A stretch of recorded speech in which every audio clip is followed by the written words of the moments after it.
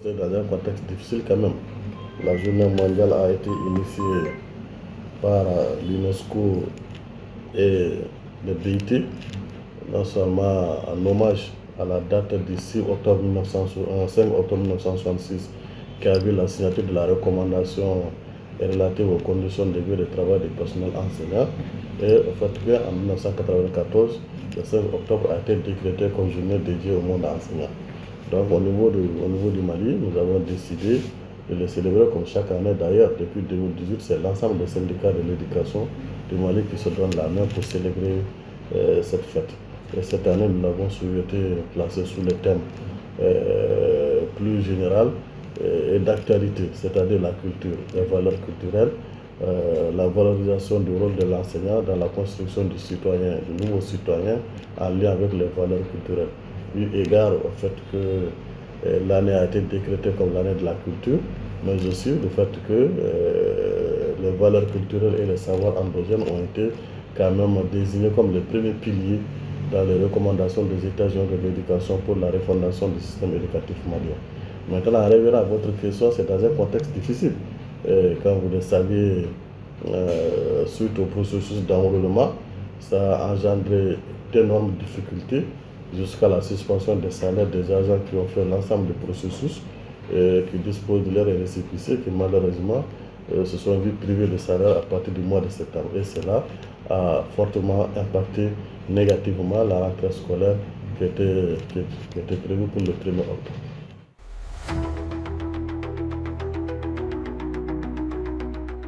Non, en fait, nous, au niveau national, parce que comme vous le savez, la perturbation est surtout venue des régionaux, parce que quand même, ce sont les synergies régionales qui ont déposé des arrêts de travail par-ci, par-là. La synergie nationale, pour le moment, n'a pas déposé un mouvement de grève, mais nous sommes en train de suivre l'évolution, surtout avec le ministre du Travail, qui est en train de faire des efforts énormes pour mettre les enseignants, en tout cas au moins les 6000 agents qui ont été injustement frappés par la suspension des salaires. Et c'est là, des mesures ont été prises, comme tout le monde l'a vu. Des correspondances ont été envoyées, en tout cas tous ceux qui ont un mot à dire dans le traitement des salaires des enseignants ont été instruits par leur hiérarchie pour qu'ils puissent prendre en charge cette question-là et le traiter le plus rapidement possible. Il y a des difficultés par-ci par-là, la liste a été envoyée et on s'est rendu compte que tous ceux qui disposent de leurs récépissés n'ont pas leur nom sur les listes. Là aussi, on a rencontré les ministres, on est en train de voir les alternatives qui peuvent être explorées pour que ces gens-là aussi puissent avoir leur salaire, pour qu'on puisse sortir de cette question-là et faire face à nos camarades qui n'ont pas été enrôlés, pour lesquels les équipes doivent partir sur le terrain.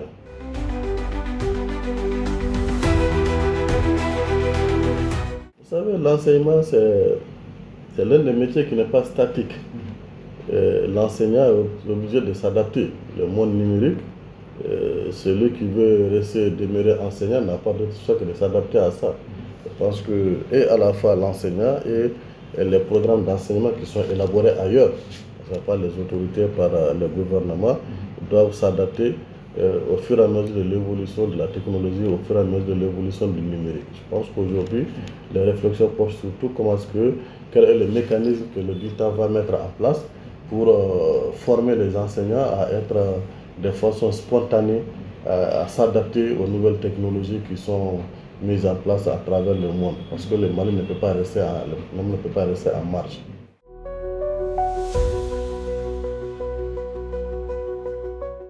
Bon, on ne peut pas le dire totalement. Vous savez, le pays est confronté à une insécurité à laquelle les autorités sont en train d'essayer de faire face. Il est revenu à chacun de jouer sa partition pour que nous puissions arriver, parce que l'armée seule ne peut pas. Mais quand même, hier avant-hier, un collègue en rejoignant son poste à Niafunke a été enlevé en cours de route dans la pinasse qui l'amène de Mopti à Niafunke. Donc dans ces conditions, on ne peut pas dire qu'il y a une sécurité totale. Je pense qu'on a une pensée à notre camarade, à notre collègue. Et on invite les autorités, surtout locales au niveau de Niafunke, à s'impliquer afin qu'on puisse retrouver rapidement notre camarade. Donc les enseignants, partout où il y a le minimum de sécurité, où les autorités sont présentes, les forces de l'ordre sont présentes, les enseignants sont prêts à y aller. Ce que nous avons dit, je pense ça depuis le début de cette crise, nous avons dit ce que nous retenons quand même, ceux qui ne sont pas prêts à envoyer les enseignants dans des endroits où il n'y a pas la présence de forces de sécurité, où ils ne sont pas sécurisés. Parce qu'un enseignant qui s'est retrouvé isolé dans un petit village, s'il est attaqué, il n'a aucune source de protection lui concernant. Donc ça, c'est vraiment, nous sommes en train de jouer au fait qu'il y a le devoir patriotique, n'est-ce pas, qui nous anime pour que nous puissions servir notre pays, mais aussi la protection personnelle de la sécurité de nos camarades, de nos collègues, qui se trouvent dans des zones trop risquées. Et ça, on estime que partout où leur vie est sérieusement menacée, on ne peut pas demander. Je pense que même au-delà du syndicat, lui-même ne peut pas accepter qu'on envoie des gens là-bas.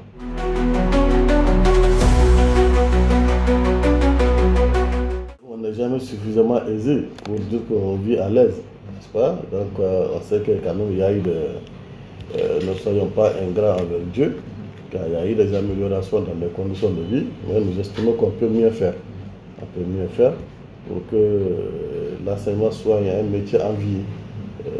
Nous sommes tous, en tout cas tout le monde le dit, il n'y a pas de construction d'un pays sans l'éducation.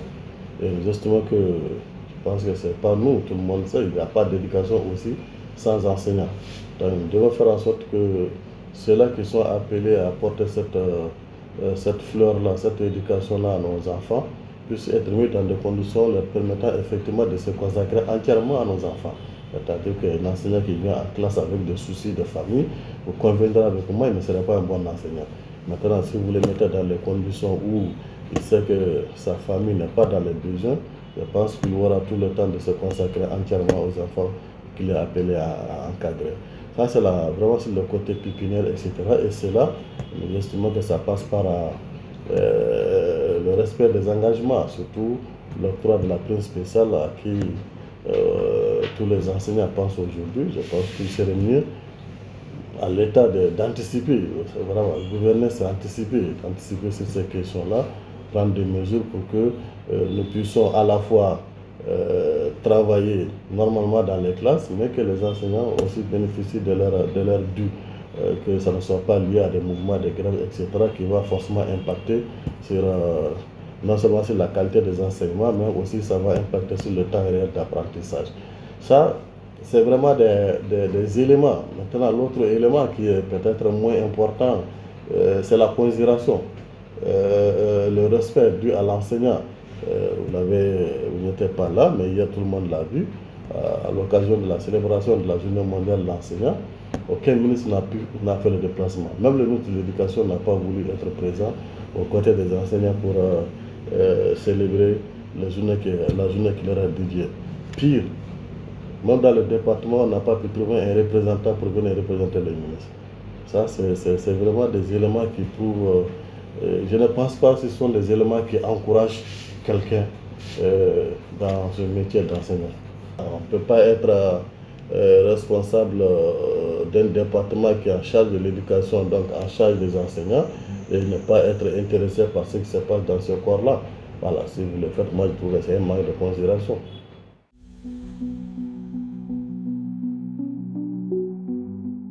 Non, le dernier mot, c'est de remercier l'ensemble des camarades, surtout ceux qui ont effectué le déplacement. C'est l'ensemble du territoire, partout où des journées des célébrations ont été organisées, les enseignants se sont mobilisés, les remercier, pour leur dire que la journée du 5 octobre, la journée des enseignants, sera ce que les enseignants en feront.